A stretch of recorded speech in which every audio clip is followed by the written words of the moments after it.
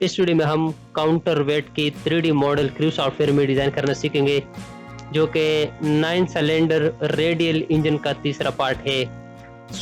इस पार्ट को crew software में डिज़ाइन करने के लिए सबसे पहले जो वर्किंग डायरेक्टरी है वो सेलेक्ट करेंगे, ठीक है। वर्किंग डायरेक्टरी को सेलेक्ट करने के लिए सेलेक्ट वर्किंग डायरेक्टरी के ऊपर क्लिक कर ले और इसके बाद डेस्कटॉप सेलेक्ट कर ले और डेस्कटॉप के ऊपर हमारे पास एक फोल्डर मौजूद है 9 cylinder radial engine and crew, ठीक है। इस फोल्डर के ऊपर डबल क्लिक कर ले एंड से ओके। सबसे पहले मैं आपको दिखाना चाहता हूँ कि अब तक जो है कितने पार्ट जो है वो हम क्रू सॉफ्टवेयर में कंप्लीट, यानी इसकी जो 3D मॉडल है वो हम बना चुके हैं, ठीक है। ओपन के ऊपर क्लिक कर ले और यहाँ पर करंट जो है अभी 2 पार्ट मौजूद है। पहले जो पार्ट है वो है क्रैंक केस, दूसरा जो पार्ट है वो है क्रैंक शॉफ्ट, ठीक है। अगर आपने इन पार्ट्स की प्रीव्यू देखना है, इस पार्ट को सेलेक्ट कर ले और यहाँ पर जो प्रीव्यू बटन है इसके ऊपर क्लिक कर ले। यहाँ पर आप देख सकते हैं कि ये है क्रैंक केस, ठीक है, जो कि 9 सिलेंडर रेडियल इंजन का पहला पार्ट है। दूसरा जो पार्ट है इसका वो है क्रैंक शॉफ्ट, ठीक है। ये है दूसरा पार्ट 9 सिलेंडर रेडियल इंजन का।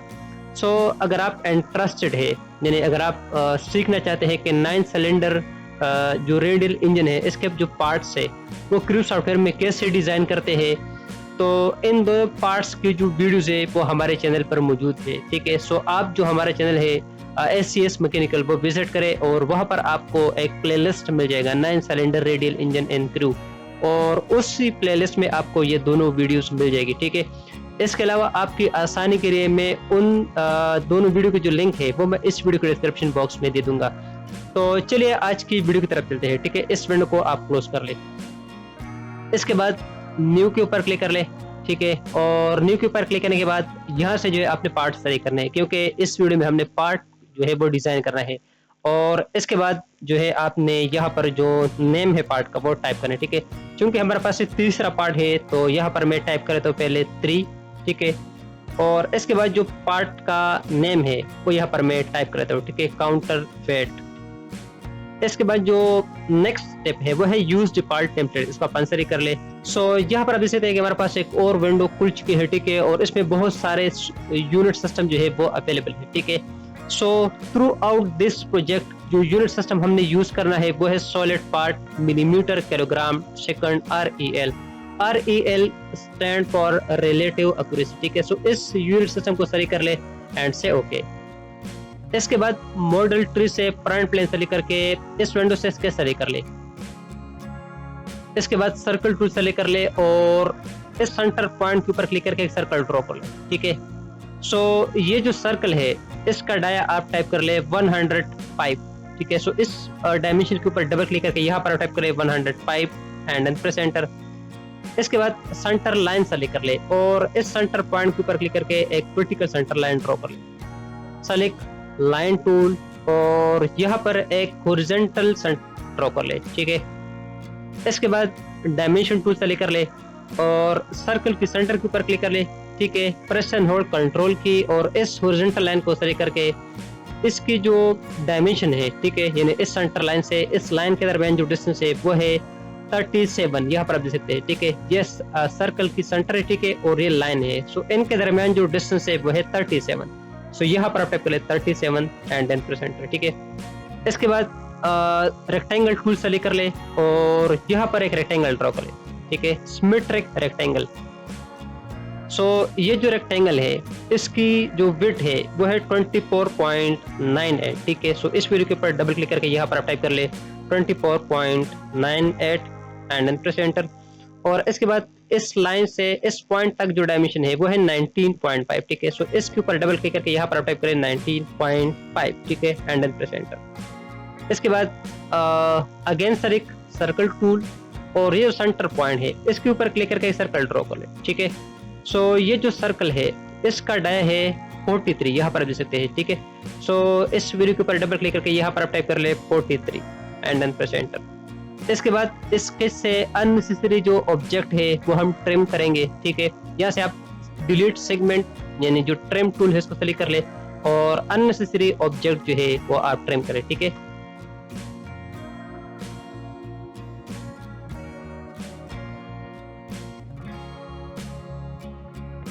और ये जो लाइन है इसको भी आप ट्रिम करें, ठीक है।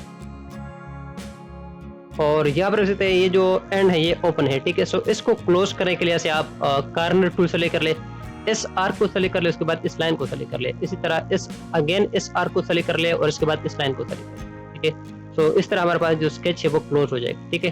सो ये इस सर्कल का डाई, ठीक है, और ये जो है ये इस बड़े सर्कल का डाई है, ठीक है, आप रख सकते हैं एंड से ओके। इसके बाद एक्सट्रूड टूल सेलेक्ट कर ले और यहाँ से सिमेट्रिक ऑप्शन सेलेक्ट कर ले, ठीक है। सो इसकी जो एक्सट्रूजन है टोटल वो है 13। सो यहाँ पर आप टाइप कर ले 13 and then press enter and say okay. इसके बाद नेक्स्ट पिक्चर बनाने के लिए मॉडल की इस स्पेस के ऊपर क्लिक करके इस विंडो से इसके सेलेक्ट कर ले, ठीक है। सेलेक्ट सर्कल टूल और ये जो सेंटर पॉइंट है इसके ऊपर क्लिक करके एक सर्कल ड्रॉ कर ले, ठीक है। सो ये जो सर्कल है इसका डाया आप टाइप कर ले 95, ठीक है।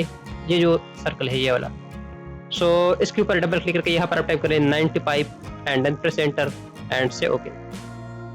अगेन सेलेक्ट एक्सट्रूड टूल और इसके बाद फ्लिप डायरेक्शन के ऊपर क्लिक करें, ठीक है। और इसके साथ जो है रिमूव मटेरियल ऑप्शन भी सेलेक्ट कर ले। सो एक्सट्रूड कट की जो वैल्यू है वो आपको यहाँ पर मिलेगी, ठीक है। इसकी डेप्थ है 4। सो यहाँ पर आप टाइप कर ले 4 and then press enter and say okay. इसके बाद नेक्स्ट पिक्चर बनाने के लिए जो मॉडल है इसकी बैक पेज के ऊपर क्लिक करके अगेन इस विंडो से इसके सेलेक्ट कर ले। अगेन सेलेक्ट सर्कल टूल और अगेन इस सेंटर पॉइंट के ऊपर क्लिक करके सर्कल ड्रॉ कर ले, ठीक है। सो ये जो सर्कल है इसका डाया है 64, ठीक है। ये इस मॉडल का बैक भी है, ठीक है। और यहाँ पर ये जो सर्कल है इसका डाया है 64। सो इसके ऊपर डबल क्लिक करके यहाँ पर टाइप कर ले 64 and then press enter and say okay. Again select extrude tool और इसके बाद फ्लिप डायरेक्शन के ऊपर क्लिक करें, ठीक है। और इसकी जो डेप्थ है या जो एक्सट्रूड कट की जो वैल्यू है वो है 5, ठीक है। सो यहाँ पर आप टाइप कर ले 5 एंड देन प्रेस एंटर और इसके साथ जो है रिमूव मटेरियल ऑप्शन भी सेलेक्ट करें, ठीक है, एंड से ओके। इसके बाद हम यहाँ पर 2 होल क्रिएट करेंगे, ठीक है। यहाँ पर आप मॉडल में देख सकते हैं यहाँ पर 2 काउंटर सिंक होल जो है वो मौजूद है। सो होल क्रिएट करने से पहले यहाँ पर एक प्लेन जो है वो मैं क्रिएट कर लेता हूँ, ठीक है। सो इस प्लेन को सेलेक्ट करें जो कि राइट प्लेन है, ठीक है। और इसके बाद इस विंडो से प्लेन सेलेक्ट कर ले और ये जो डॉट है येलो इसको सेलेक्ट करके राइट साइड पर ले जाए, ठीक है। और इसकी वैल्यू आप यहाँ पर टाइप कर ले। सबसे पहले आप यहाँ पर देख ले कि सेंटर टू सेंटर जो डायमेंशन है वो है 15, ठीक है। सो सेंटर लाइन से यहाँ तक डायमेंशन हमारे पास आ जाएगी 7.5। सो यहाँ पर आप टाइप कर ले 7.5 and press enter and say okay, ठीक है। इसके बाद जो न्यू क्रिएटेड प्लेन है इसके ऊपर क्लिक करके इस विंडो से इसके सेलेक्ट कर ले। इसके बाद सेंटर लाइन सेलेक्ट कर ले, ठीक है। और यहाँ क्लिक करके एक हॉरिजॉन्टल सेंटर लाइन ड्रॉ कर ले, ठीक है। इसके बाद डायमेंशन टूल सेलेक्ट कर ले और मॉडल के इस हॉरिजॉन्टल एज को सेलेक्ट कर ले और इस हॉरिजॉन्टल सेंटर लाइन को सेलेक्ट करके इसकी डायमेंशन आप टाइप कर ले 8.5, ठीक है। यहाँ पर रख सकते हैं यानी इस एज से सेंटर लाइन तक जो डायमेंशन है वो है 8.5। यहाँ पर आप टाइप कर ले 8.5 एंड देन प्रेस एंटर। इसके बाद लाइन टूल सेलेक्ट कर ले, ठीक है। सो ये जो यहाँ पर जो होल है, ठीक है, इसकी हमारे पास यहाँ पर एक डिटेल भी मौजूद, ठीक है, सी डिटेल बी। सो सबसे पहले आप इस सेंटर लाइन के ऊपर क्लिक करें, ठीक है, और अपवर्ड एक वर्टिकल लाइन ड्रॉ कर ले। इसके बाद लेफ्ट साइड पर एक हॉरिजॉन्टल लाइन ड्रॉ कर ले और इसके बाद ऊपर की तरफ अपवर्ड एक एंगुलर लाइन ड्रॉ करें, ठीक है। और इसके बाद डाउनवर्ड ये जो हॉरिजॉन्टल सेंटर लाइन है यहाँ तक एक वर्टिकल लाइन ड्रॉ कर ले, ठीक है। और इसके बाद राइट साइड पर एक हॉरिजॉन्टल लाइन ड्रॉ कर ले, ठीक है। इसके बाद हम इस स्केच के ऊपर जो है डायमेंशन ऐड करेंगे, ठीक है। हमारे पास यहाँ पर डायमेंशन मौजूद है, लेकिन इन डायमेंशन को हम मॉडिफाई करेंगे, चेंज करेंगे इस स्केच के मुताबिक। सबसे पहले इसका जो इसकी जो रेडियस है वो है 2.5, ठीक है। इसका टोटल डाया है 5, इसकी रेडियस हो जाएगी 2.5 एंड देन प्रेस एंटर। इसके बाद ये जो लाइन है ये वाला जो होल है, ठीक है, होल की जो हाइट है वो है 1.4। सो इसके ऊपर डबल क्लिक करके यहाँ पर आप टाइप कर ले 1.4 एंड देन प्रेस एंटर।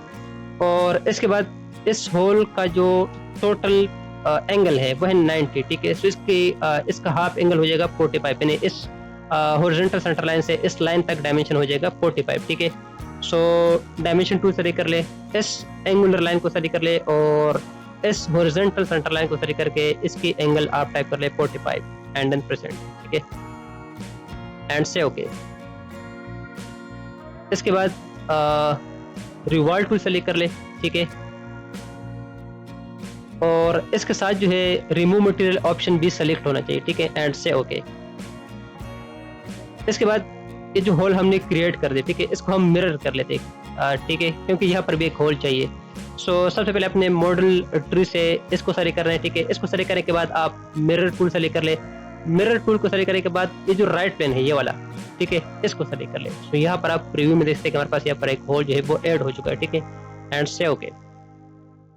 इसके बाद हम आखिरी काम जो है वो करेंगे, और वो आखिरी काम है चैम्बर ऐड करना एस एच के ऊपर, ठीक है।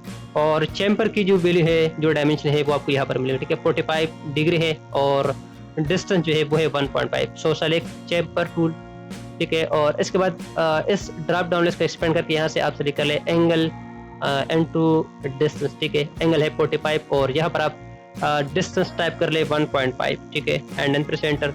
और इसके बाद एस एच को सेलेक्ट कर ले एंड से ओके।